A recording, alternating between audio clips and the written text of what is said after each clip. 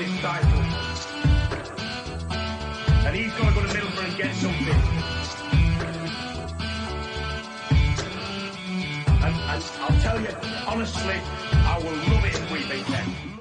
Yes, everybody, welcome back to another episode of The Warm Down. Today, I am delighted to be joined by Alan Moore. Alan is a sports journalist over there in Moscow. He's also the host of Capital FM Radio. Alan, thank you for joining me. I am delighted to get you on this because a couple of months ago, I read an article, and the article was entitled, "Why Liverpool Won't Win the Premier League This Season." And it was fascinating. And I'll go over a couple of the bullet points about what you've said in this. And then I'm going to ask why we should believe what you're saying, how serious and widespread all of this is, and, we'll get into it. So, in Alan's article, Why Liverpool Won't Win the League, he mentions only one club has retained the title since 08-09. Obviously, remember who that was, and actually we won 3 on the bounce at that time. COVID has messed up the rhythm that Liverpool might have. The big line, they'll be cycling off, which for me was, oh my days, what's going on here? We're talking about caffeine overdoses. We're talking about, do you know what, Alan?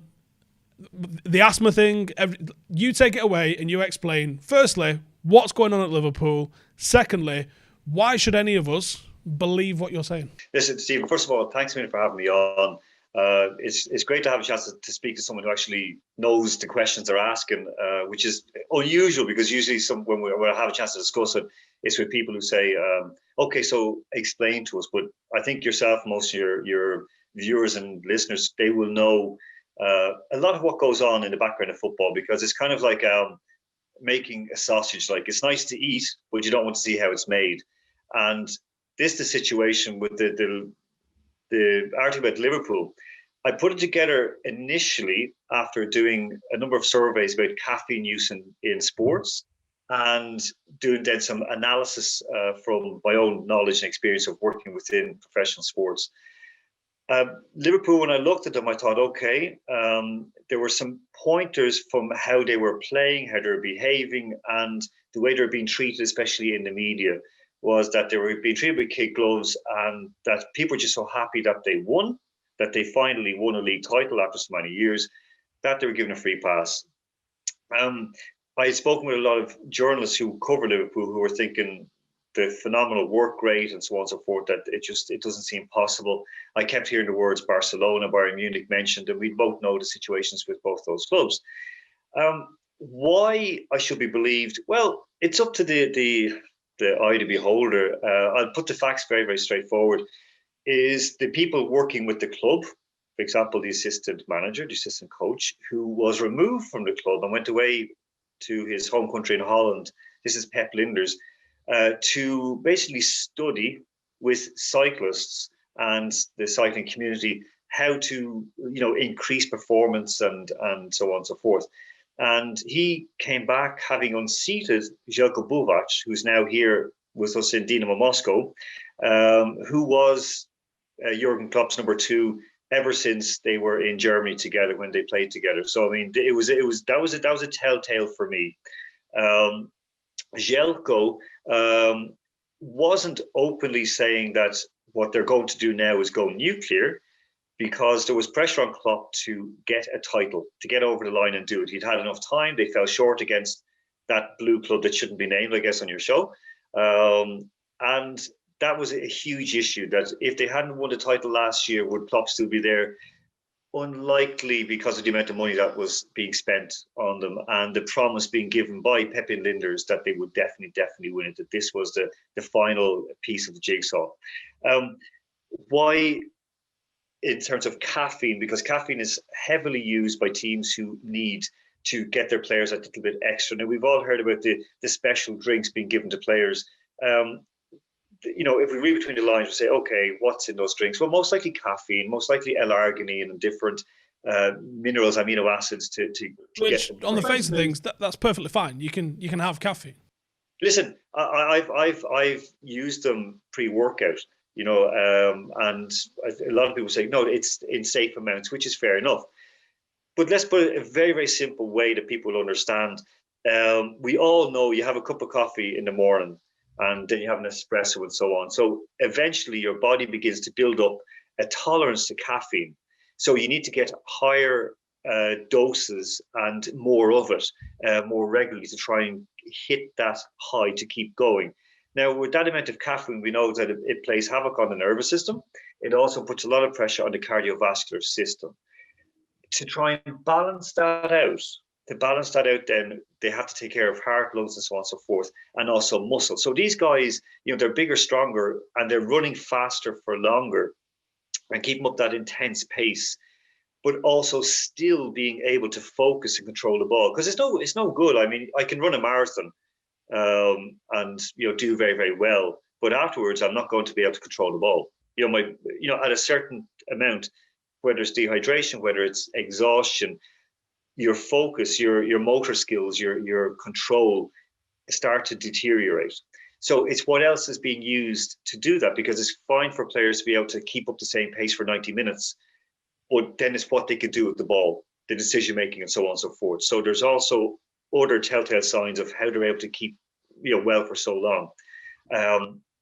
So you also mentioned in this article, which stood out and which is why I brought you on this week, was because of all of the factors that are at play and this overdosing on caffeine, you predicted 2 months ago that Liverpool was going to go through a slew of muscle injuries. Now, at the moment, the current injury list for Liverpool is Mo Salah's coronavirus. That's one thing. We've got Joe Gomez with a knee, and obviously Van Dijk with an ACL. But you've got Oxlade-Chamberlain's out, Reece Williams is out, Thiago Alcantara's out, Fabinho is out, Jordan Henderson is out, Andy Robertson is out, Trent Alexander-Arnold is out. Is this what you predicted? Partially, yeah, because the body as well we know that it can only take so much punishment before things start to fall apart. Now, these guys are so well looked after. These are superb professionals with the best masseurs, the best nutritionists, the best doctors going. But when you are going flat out for so long, especially we know the English Premier League has such fast pace, has such aggression and hitting. I would propose maybe that a year and a half ago, Virgil van Dijk wouldn't be out for a season had they not gone nuclear last season, simply because the flexibility deteriorates as well, because with the amount of caffeine, with the amount of, not just caffeine, I mean, with the amount of pressure being put on the limbs and joints and muscles, I said the cardiovascular system, the brain, they do slip a little bit.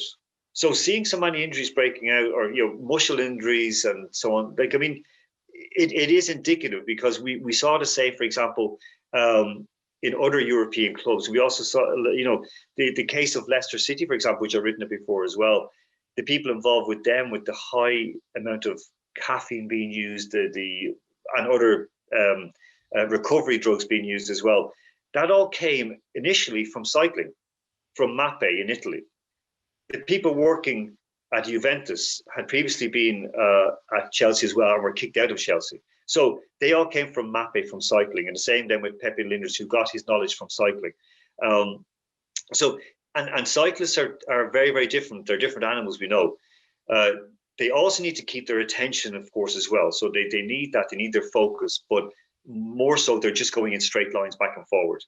And where the difference with football and cycling is that catastrophic injuries happen because footballers don't just run forward and back. Well, some players might do. I mean, Dennis Irwin didn't really cut into the left or right. He just ran a straight line and did well with it.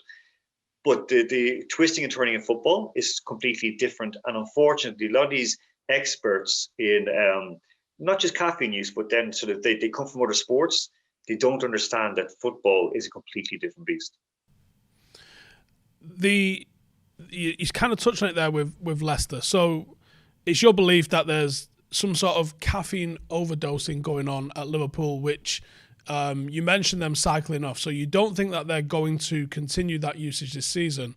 You also mentioned 22 of 35 of their players, 63% of the squad, are asthmatic. What is the reason behind that? And is that unusual?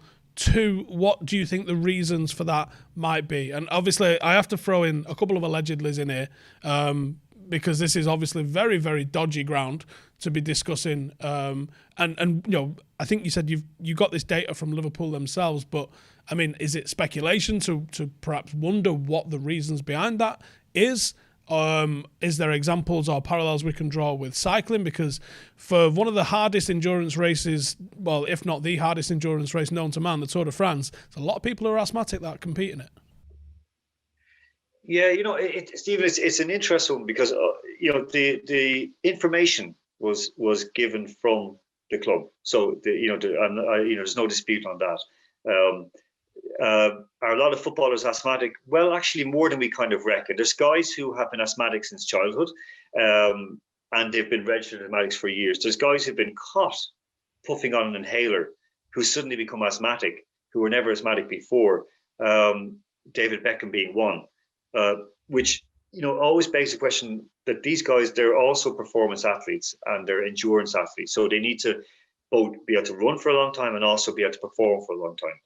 And perform at a high level constantly. At the end of 90 minutes doesn't make a difference. You keep going. In cycling, of course, we know with Chris Froome, where the amount of puffs that he took, I think he had 60 puffs on his inhaler before he went to do an interview and to take a dope test. 60. Yeah, I mean, most people it would kill a dog, but they said actually it wouldn't kill a dog because he got off from a charge simply because he said they didn't experiment on a dog. It said that that's normal, and he has a different metabolism that breaks down the inhaler, the chemicals differently. So, when we see, for example, look at like British cycling, we've got Dr. Freeman who've been working with the Team Sky and with British Cycling, and he's lost 4 laptops. Or he destroyed one with a screwdriver because he was afraid that teenage Indian hackers would break in and take his information. And they don't know who ordered testosterone, who ordered Viagra. Like, I mean, there's all these different things in cycling, for example, as you mentioned. It doesn't make sense. So the inhaler will open up the lungs and give that little bit extra endurance to keep going that little bit further. Now, I was on a show on BBC4 and we were discussing doping in Russia. There has always been doping in Russia. There's no dispute that. I've fought for years to try and say, look, this is here. I speak openly about it. No one has ever touched me. No one's ever said wrong because I've proved here, look, here's this happening here where they're going to. And we were speaking about that on the background that Russia is bad and Russia should be banned forever. This is 4 years ago. And I said, yeah, Russia needs a kick in the backside. But look at sport in general. I mean, those athletes are finishing 6th, 7th, and 8th. Look who's finished 1st, 2nd, and 3rd. And we saw, for example, in the last Winter Olympics in South Korea, the Norwegian ski team, cross-country and biathlon team, had, 50,000 doses of asthma medicine. They were all asthmatic. So why is this important to say related back to Liverpool? They need that bit of a boost. They need an excuse to be able to use an inhaler to get them that little bit, that extra few yards to keep going. There are undoubtedly players who are asthmatic. We can't dispute that. There are players who are asthmatic, so they need it there anyway. People that have been asthmatic as kids, they'll be asthmatic as 50-year-old men. Yeah. I mean, there are lads who are asthmatic and they need it there, and we should be supporting that. That's like inclusivity. And after the article came out, for example, all I heard from Liverpool fans, the greatest reaction was, "Sure, they're all at it. Look at Man City. They're all at it. Look at Arsenal."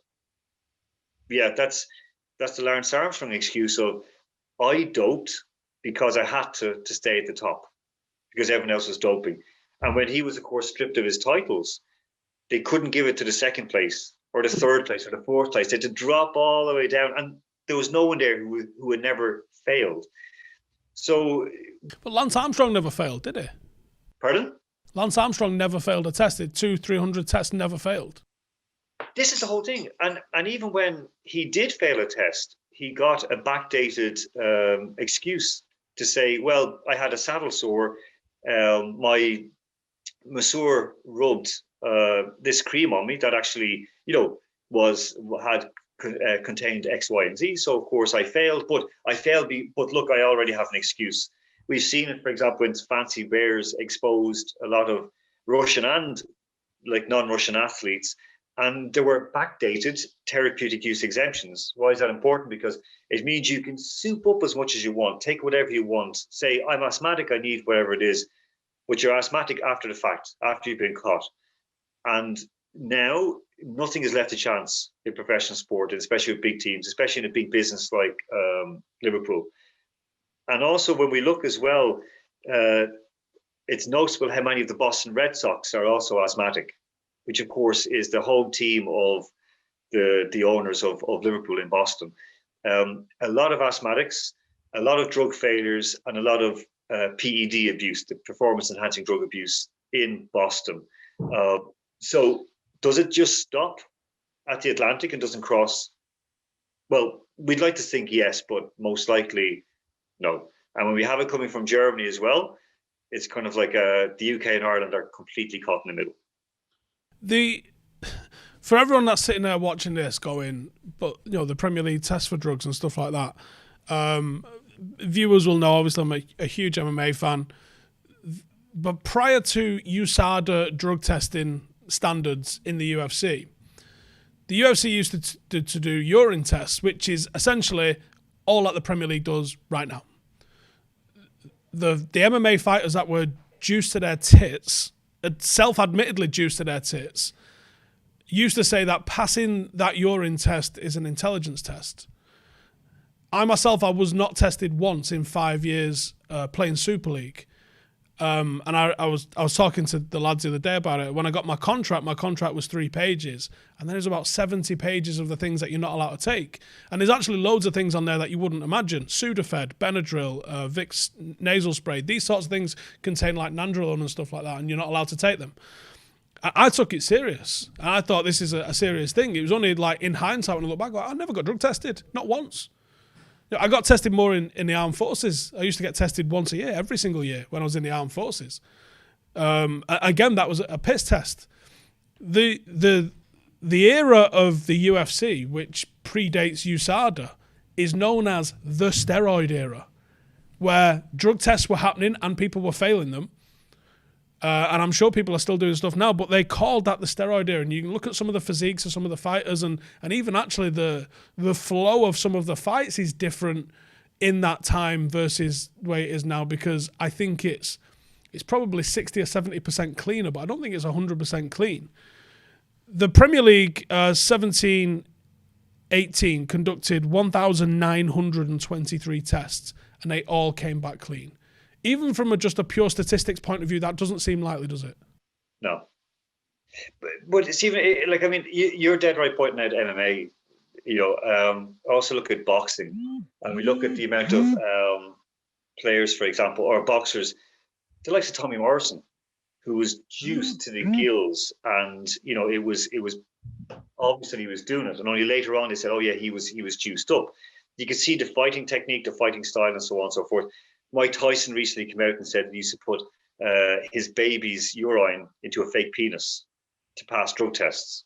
And they're just pee tests. So they're not testing the DNA, which is what happened with, for example, some of the Russian athletes who failed, was that the woman was tested and she had, it was male DNA in her test. So it's like, okay, how did that happen? One excuse was, oh, well, I had sex before I, went out, and it was from blah, blah, blah. I was like, well, okay, that could be the case. Then it turned out that the urine that was there wasn't even hers, the female urine. So I was like, okay, what's happening here?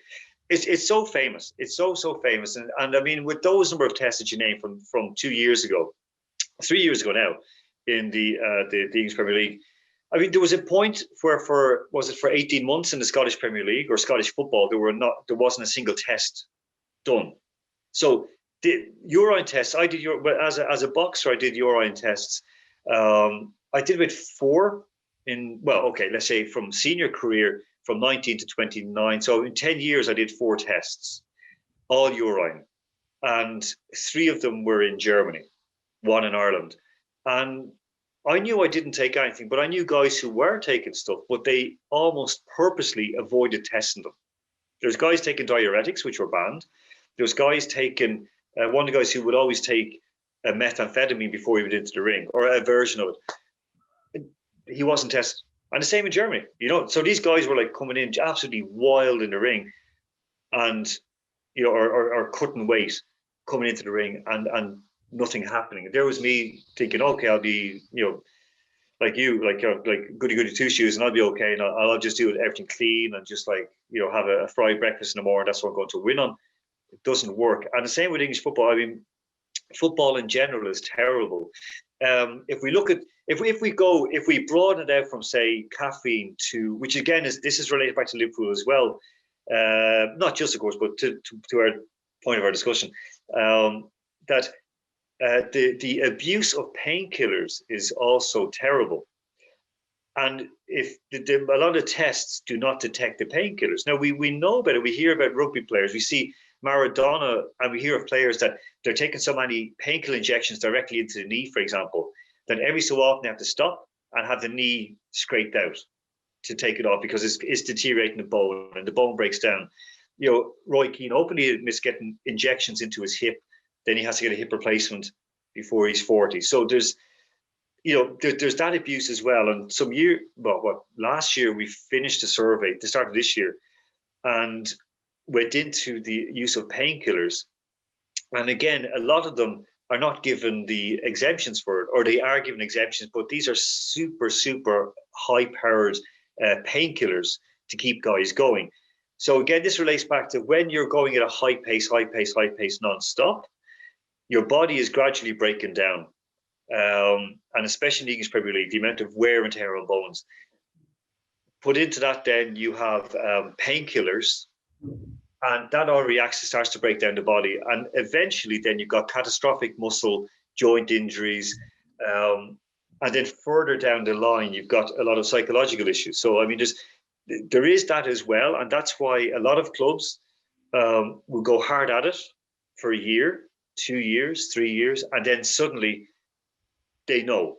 And this all relates back to cycling, where they will put guys, push them hard as possible, especially the domestiques in cycling, the water carriers. They push them very, very hard, and then they take them off and again. Like the top guys, they can coast through, but the bottom guys need a little bit of time off. So kind of the 3-year spell of going hard at it has passed for Liverpool.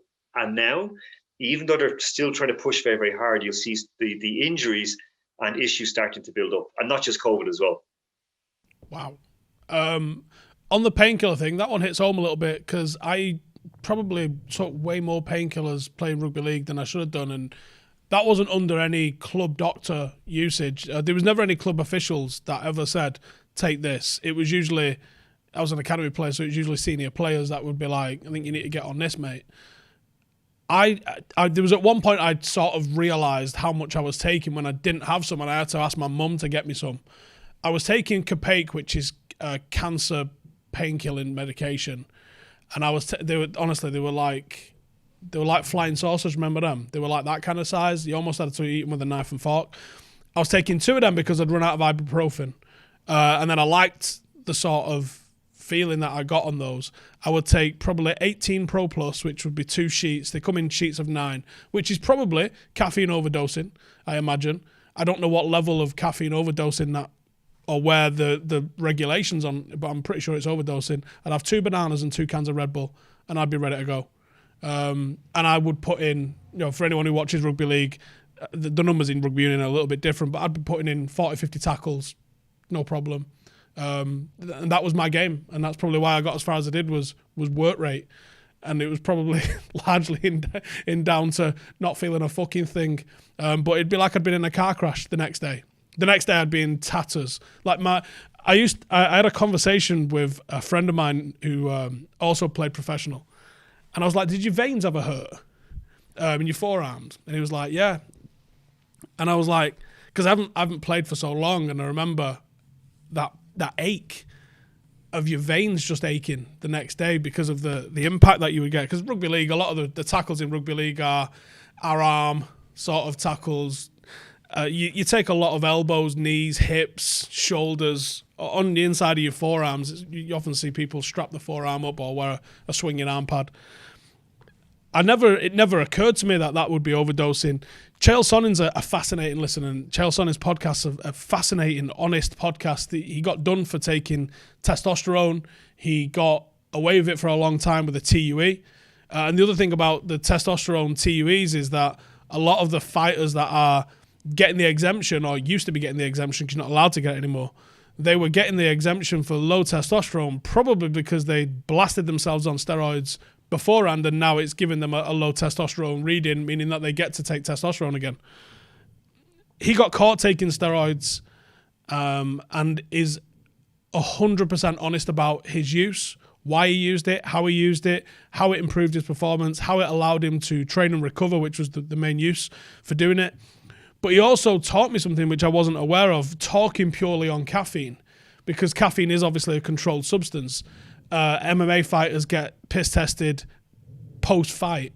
So there is a limit in the terms of the amount of caffeine that they can take. And he used to say he used to get a venti and an espresso from Starbucks. Most of the fights that he would take were in America.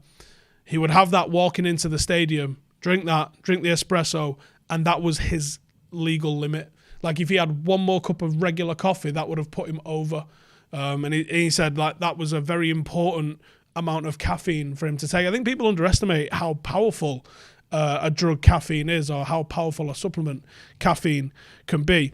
There's another article that you did as well, which was a football free-for-all goes viral, which talks about the England doctor who's also involved in the Mo Farah scandal and stuff like that. How widespread do you think, I don't want to say PED usage, but I kind of do want to say PED usage. So let's say it. How widespread do you think PED usage is? Because I've got friends that are strength and conditioning coaches in the Premier League, and I've asked them, and I've gone, come on, man, I know you know the score. And they've said that they don't think it's that prevalent, and I'm going to be real, I don't believe them. Well, if we combine, I mean, your story about the painkillers, you know, it upsets me when I hear it. For the simple reason is that when we're in there, I know myself, you know, I went into the ring with both hands broken because I was expected to go in because it was a thing to do. I had to, you know, so I'm 25, 26 years of age thinking, oh yeah, I'll live forever.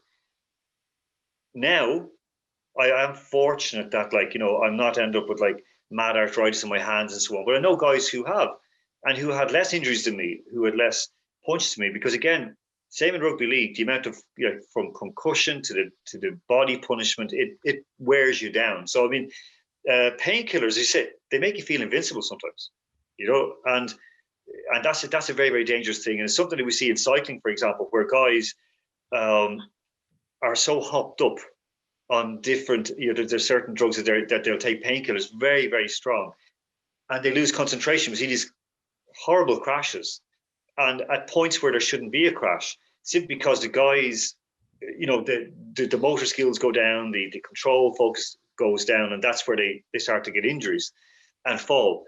In terms of how widespread, if we say then, if we include PED into PEDs, painkillers, not just caffeine, not just testosterone, not just, you know, the super drugs that we know are there, like EPO, for example, the one that cancer patients use, which puts more, you know, oxygen into the bloodstream, supposedly to help you get over chemotherapy, to help you improve Is that what it was created for? Pardon? Is that what EPO was created for? Yeah. Because I know it's the drug of choice for everyone who's doing Tour de France, isn't it? Exactly. And also EPO means you lose weight, you get the same, like the muscles stay effective, and you have greater endurance. So even before Lance Armstrong, yeah, there was like some fat cyclists, some skinny cyclists, some hefty, like big muscular cyclists. Now they're all kind of the same. They're all lean, hard, hungry. If we look at the English Premier League, look at Liverpool, there's no Jan Mulvies in there. You know, there's not even, someone like a big hefty lad. They're all lean, mean specimens. There's not a pick on them. And they still have the same stamina. and they still have the same muscle strength. So it is. If we include EPO into then the PED. So well, it is a PED. Is it prevalent in the English Premier League? Is it prevalent in football and world sports? Well, let's just say English Premier League. Yes, it has to be. There's no two ways about it. Not just from anecdotal, from people I've spoken with, from ex-players who are not long retired, from off-the-record chats with players, contact with people from clubs. They would say that either it's within the club or the players go to somebody outside the club and they get recommendations. And that's a dangerous one. When it is controlled, like, for example, in North American sports, Major League Baseball, NFL, they have it controlled inside. And we know how awful their testing is there. I mean, it's basically a joke. And, you get done for a PED, you miss 1 week's game. That one week. I mean, it's mad when that happens, but it's a warning. But it's all done in-house. The guys who fail are the guys who go outside for help.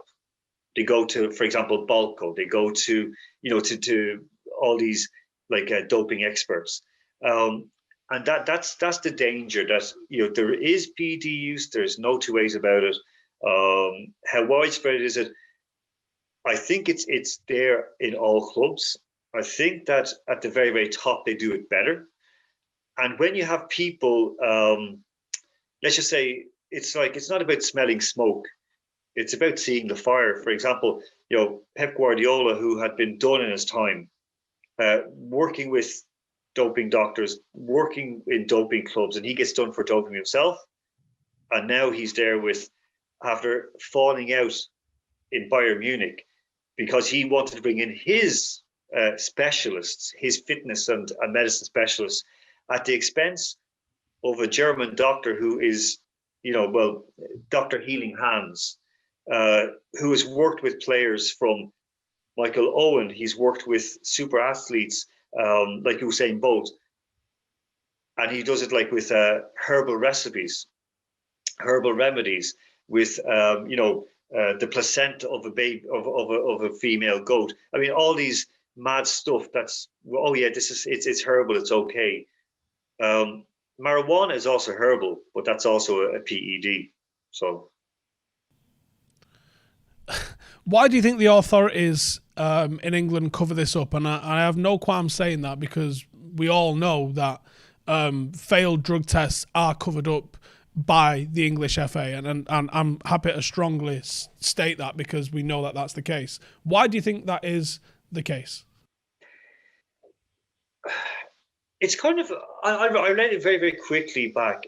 I'll say, if I would like to say money, I'd like to say prestige and power and control.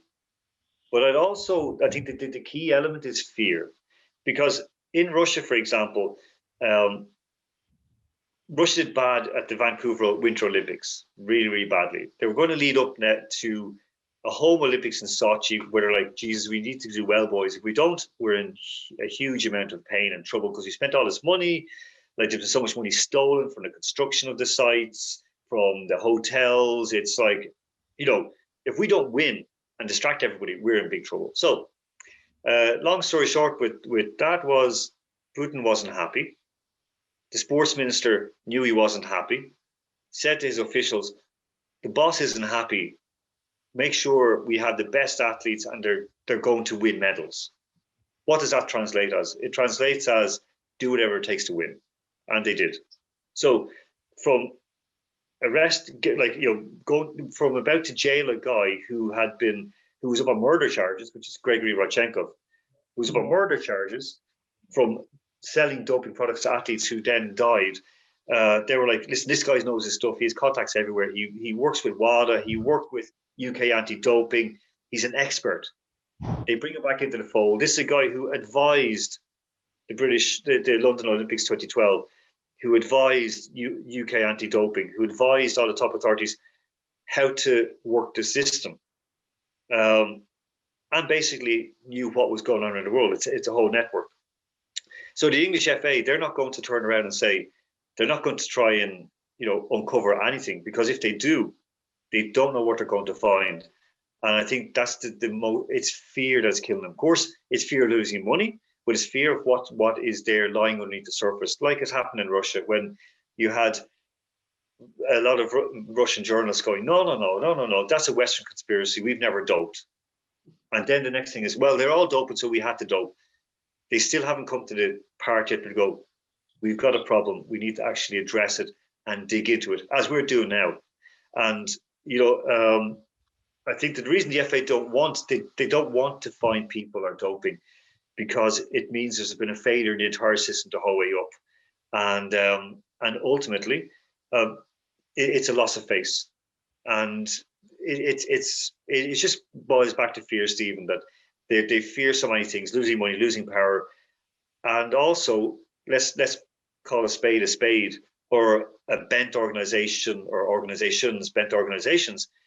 UEFA do not want to find out that the English FA have been turning a blind eye, and FIFA definitely do not want to turn around and say, "Oh my God, this has been happening all the time under our watch." So if it was just English FA, we could kick them around the place and say, these are a load of scumbags. You should be ashamed of yourselves. You're allowing this to happen. And in order for a young 16-year-old to aspire to play for England or play at the top level, they need to put this crap into their system and shorten their lives, or, live with this their whole lives and get the mental and physical results of it. No one wants to know that. So it's fear the whole way up the line. And unfortunately, it's not going to change. And the likes of shadow bans that we see in tennis, that we see in ice hockey, for example, when players suddenly get injured for half a season, they've got a bad knee injury, and that they're videoed out dancing in a nightclub with not a bother on them. Questions remain to be asked, but it won't change, Stephen, I'm sad to say. Well, there's been a couple of high-profile cases. Obviously, the phenomenal, possibly one of the best documentaries ever made, Icarus. In that documentary, they mentioned, very briefly, because it wasn't the focus of the Winter Olympics and cycling were the two that he was sort of aiming at, but they mentioned football teams, so potentially the Russian football team, and then obviously we all saw the incredible cardiovascular performances from Russia at the home World Cup. There was also talk of the Dr. Fuentes case, where he had bags of blood and his evidence was all written down, and the Spanish courts ordered it all to be burnt. I believe that got saved, but no one's actually done anything with that. But supposedly there's a confession from Fuentes from prison, and I don't know how reliable that is, but he said if all this comes to light, Spain are giving back the World Cup. There's massively high profile cases of this where you think, why hasn't anybody dug into this? And it makes no sense to me. If you're a footballing organisation and they make the noises about wanting to be seen as being clean, their actions tell me that they don't want to be seen as being clean. And I think that's the sad thing in this is, and ultimately that these conversations that we're having aren't happening on a wide enough, broad enough scale, because I think people are too frightened to. Stephen, this boils back down to fear again. They're afraid to do it. I'm under no illusion. Now, I commentated on the World Cup from that opening game with Russia, Saudi Arabia, when they basically were chasing the ball a lot of the game, and the Saudis were, well, we know they were fasting for Ramadan, and that was they just weren't good enough. To be honest, they weren't good enough,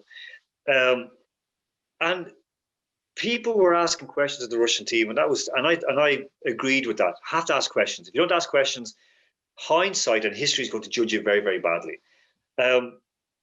Two Russian journalists as a favour to me, up in St. Petersburg at a presser, asked Gareth Southgate, are you not worried about Dr. Rob Chakravarty working with you when he's under investigation for not recording what he's giving to Mo Farah, and for working with Bolton Wanderers and all the clouds of suspicion over him?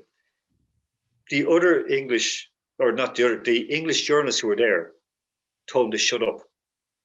This isn't the place or time. It was like, well, there has to be the place. It's very much both, actually. Yeah. It's clearly the place, it's clearly the time. Exactly. Like, this guy is sitting here, and England, I tipped England to win the World Cup, by the way. or at least get to the final. Not that they had a generational group of players that were just very, very good. But anyway, nothing to do with a suspicious doctor. yeah, yeah. I know. Yeah, I was very sad when they lost to Croatia. I was there in the stadium. I was speaking with Martin Keown and Stan Collymore, and we were like speaking up in the press box, and it was like, it's an honor to be here. It's a pleasure to be here. And I said, I take no pleasure in seeing England lose. None whatsoever.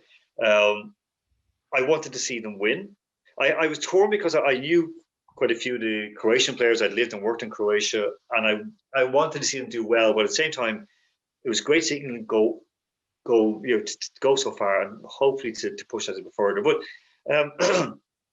in terms of with the different cases, I mean, media don't want to ask, and you've got a lot of journalists who are pampered, and they're sitting there, for example, and they will criticize a player or a coach, or they'll slag off the organization, and they'll sit there in the press box.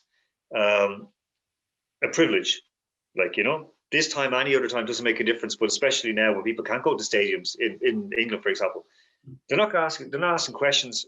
Why, for example, why are so many Liverpool players now getting injuries? Why is this? We've heard about this with asthmatics. Can you tell us how many of your players are asthmatic? It's not rocket science. Players should be prepared to come and say, I'm an asthmatic. I've suffered from it all my life.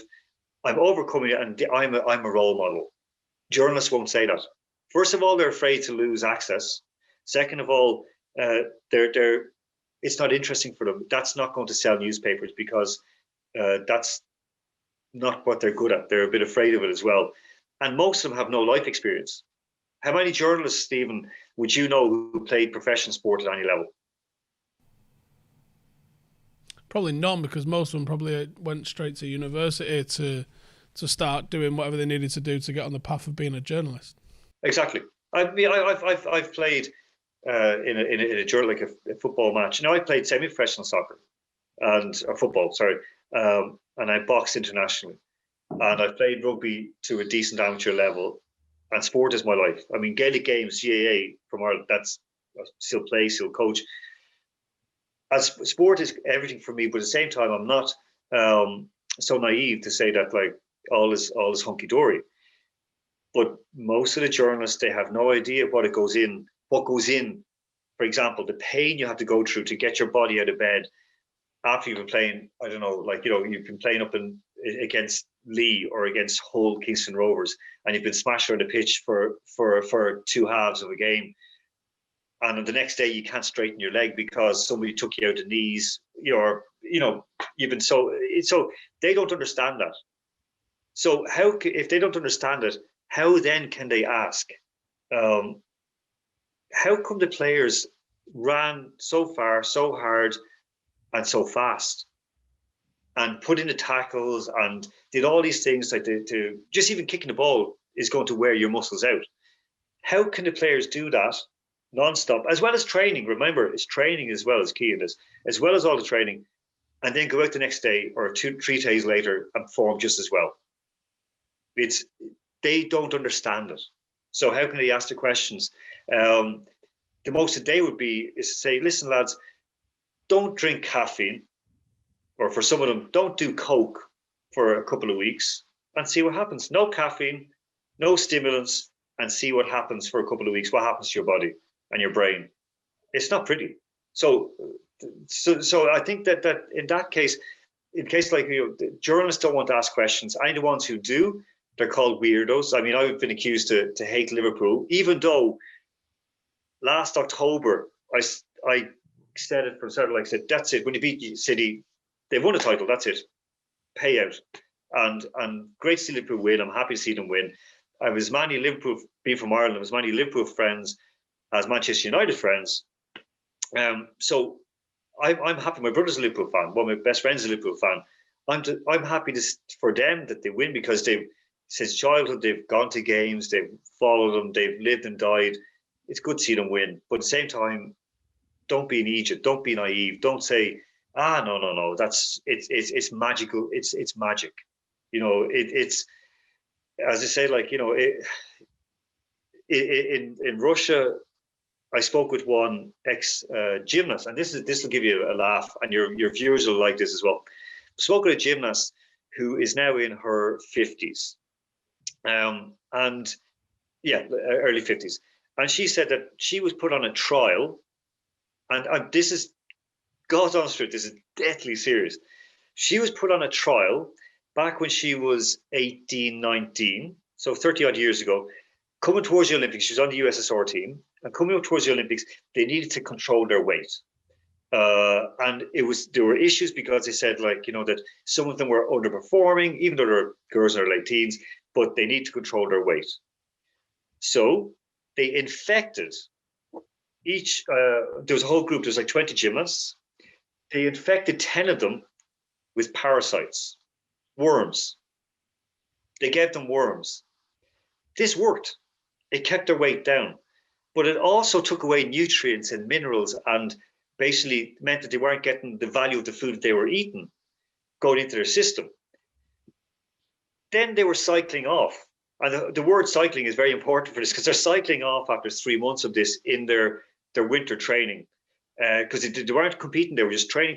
So they were losing the weight and getting stronger, getting better, but getting unhealthier. To cycle off, then they get on this. I've just the name is escaping me right now.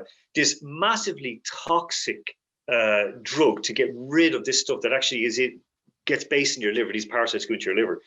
To give it to them, which it can only be can only be administered in the safety of a hospital. It's a pill, but it could actually stop your heart. It could stop your liver functioning, and then it's just absolute, just complete meltdown in the whole body. And they did that. But suddenly, of the 10 girls, 9 of them were so violently ill that they basically quit gymnastics. And the one girl that came through it went on and took part in the Olympic team, but it just completely wrecked her immune system afterwards. That's the lengths that they were willing to go to. And the athletes were assured by the doctors, this is enough for you. You'll be okay, you'll be safe. And the athletes made the choice. Doesn't matter their age, they were 18, 19, they were young women. At that age, girls are a lot more clued in than we will be as men. They took it because it was the best chance to get up to the Olympic team to win a medal. So this is what we're dealing with. And the media are never going to cover it. Because why? Because ultimately, at the end of the day, I hate saying that, but at the end of the day, the people watching at home don't care. I don't think Liverpool reaction, the fans' reaction was, well, they're all at it. Man City, look at them, they have Pep Guardiola. Okay, dig back into Jurgen Klopp's history in Mainz and see what he's done there, see what's happened in Dortmund, have a look at the assistant manager.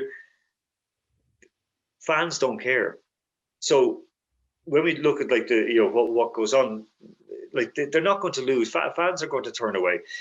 This year, for example, was the first year, I'd say, in over a decade that I watched the Tour de France almost in full every day, and I enjoyed it. Now I had to turn off my brain and just watch the beautiful sights and how beautiful France was and the majesty of the countryside. And then at certain points when you see, for example, the Slovenians, and Slovenia's been always a very good cycling nation, just blowing away other teams, blowing away other cyclists and thinking, well, it's the same old, but really, do I care? No, because after that, I won't watch cycling again till next year. And the same with Wimbledon, the same with, we all want to be tennis stars when Wimbledon comes around. And with football, will people care if their team wins the Premier League? Do you care that your players are all doped up? I don't know. It's, do I have concerns with Dundalk, for example, seeing their, the fitness, the ability, the stamina, the strength compared to other Irish teams? Yeah, I asked questions. I didn't feel very, very comfortable. But, am I happy to see them win the league? Of course. Am I happy to see them getting into Europe? Of course. But again, I ask questions, and I ask it openly as a fan. I'm not accusing them of anything. I haven't dug into it. Maybe that means I'm a bad journalist. I should be digging into my own club and seeing what's going on behind the scenes. And for everybody going, I mean, we briefly spoke beforehand. There's never actually been many, certainly in the most recent dominant Manchester United era, there was never any really red flags. There was never anything really on top. But Harry Gregg and it might have been Albert Scanlon both of them admitted to taking amphetamines in the 50s. So this is stuff that's been around for the longest time. And like you said, if you said, you know what, United are going to go and have absolutely bright green piss for the next 2 years, but we're going to win a treble again, I'd be like, fucking bring it on. Bottle that shit. Let's go. Like, I don't know if I'd care. I don't know if I would, because, the most enjoyable times watching MMA was looking at the likes of Alistair Overeem and going, fucking hell, I bet he could piss a urinal in half. Look at him. And that everyone's off their tits on everything. The Ubereem era was amazing. And like you said, maybe, I'm going to say I don't know. Alan's the guy with the information here. I just wanted to come and speak to him. Maybe there is something in what happened with Liverpool. Maybe there is something that happened with Manchester City. Maybe that Barcelona team was on all sorts of stuff. Ultimately, it doesn't matter. Football doesn't give a fuck enough to drill into it, to start correcting it. So if you can't beat them, maybe it is fucking time to join them. Listen, Stephen, you're dead right. Why, why should we be bothered in many ways? Why should I care? Why should you care? Why should it be important to say that's dangerous? Do you know what you're taking? Because I've had it. I had it with players. One of the reasons why I quit working in full-time sports back in 2013, and I literally walked away from very lucrative job with a management agency. I just said I couldn't take it anymore, because there was two things happen. Well, two main things happened. One was I said to a tennis player, just two, one football, one tennis player. I said to a footballer that if he continued taking painkillers as he was doing and getting injections to play, because I asked him to retire, he said, no, I want to get one more contract. And that's what he went and did it. But it ended up that a couple of years ago, actually more than 5 years ago now, he was living basically homeless because his hip gave out, and he found out that the club hadn't been paying his insurance. So to get the hip operation, I had to rally around and get a few footballers to, ex-clients, to give money to help pay for this guy to get a replacement hip, because he was basically homeless. He gave his wife, handed her the keys to the car to the house, and left, because the pain he was suffering was so much that he was impossible to be home. He said it struck home to one day where the second youngest sat on his knee. He couldn't sleep in the bed. He could only sleep sitting up, because if he slept in the bed, he couldn't get out of bed in the morning. And of course, there was no aftercare after he quit and so on. So the little one sat on his knee, and he pushed her off his knee. The amount of pain that he had, he pushed her off his knee. She fell on the ground. The wife said to him, "Why you do this?" Because he basically couldn't sleep, couldn't eat. He was all over the place. And this is a fellow who didn't, touch drugs, drink, or smoke. So he was clean. One of these box-to-box midfielders, always hard tackling. Should have gone to England when he had a chance, but didn't. But he was basically living in a room with 16 or 15 other men. Basically, it's called a workers' hostel. Like we would call it a DOS house, I guess, at home, where most of them are either homeless or working little small jobs. That's how he was trying to survive. So I saw that and was like, before that happened, I was like, no, that's not good. And I saw everyone from the clubs all turn their faces away, going, what use is he? He's just a piece of meat. He's finished. And the second was with tennis. A young tennis player, 16 years of age, terrific junior player. She was just after breaking into the top 15 of juniors in the world. She was already, as a professional, ranked top 500. This is a girl that we had gotten up to Ireland once for a training week with our former Irish tennis coach. We were doing things right, that we were saying, look, you're going to hit your peak at 22, 23, 24. Don't push yourself yet. We've got time. Everything's okay. The parents then were promised by one agent that they would get her to a coach who would immediately make her number one in the world as a junior. And, at 20, she would be making millions, Love looking lassie, very clever, very, but a child in every way, shape or form. And they said, we're going to send her off to this tennis coach in Switzerland. And I said, no. And I said, look, you can't do that. And it turned out that they'd already sent her. And this guy was a registered sex offender who preyed on young female tennis players. And I said to the parents, to the mother, I said, are you insane? You've put your daughter over there with a paedophile. And I said, I know what he's going to say. I said, you're going to put him over there. And the things he'll say is, you're too fat, you've bad footwork, you've got bad balance, and you're too lippy, you're too mouthy. So you need to lose weight, train such a way to get better balance, and then to obey the rules and do what you're told. And the mother went quiet. And I said, you've already sent her there. She goes, yeah. And I said, listen, you know the guys, you've spoken with Conchita Martinez. She told you directly what this guy is. And the mother says, yes, but he gets results. And ultimately, that's a parent putting their child in harm's way to get results. They weren't a poor family. It wasn't like, oh, they needed the money. They didn't need the money. They were well-to-do. They were intelligent, well-educated, well-traveled, but they didn't care. They wanted to get results. At that point, I said I had to walk away. And then more and more, Stephen, if you look at it, would I care if Dundalk went on to win the UEFA Champions League or the UEFA Europa League? They won't win it this year, but they won the Europa League this year and created history for Irish clubs. Would I be really, really sad? No. Would I celebrate? I'd be happy, because I'd be happy for the people of the town. Thinking of my dad, who was a big Dundalk fan, he'd be delighted. Would I take as much pleasure in it? Yeah, I probably would. And would it feel dirty? Like you said, who cares? Like, who cares? Again, go back to the thing again. When the article came out, the original article came out, the reaction from Liverpool fans was, so what?